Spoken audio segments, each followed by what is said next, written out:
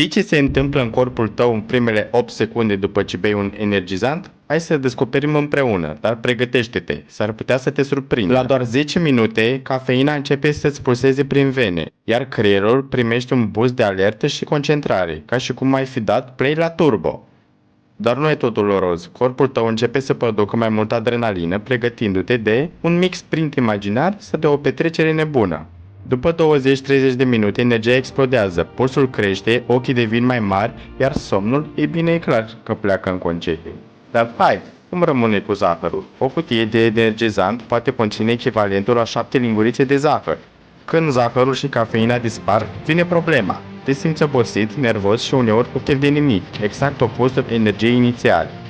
Consumul frecvent, atenție, poate crește tensiunea arterială și provoacă anxietate. Și nu e o glumă, e o știință adevărată. Dacă ți-a plăcut și vrei să știi mai multe secrete despre ce faci în corp, dă like, abonează-te și stai aproape. Energia adevărată vine din informație.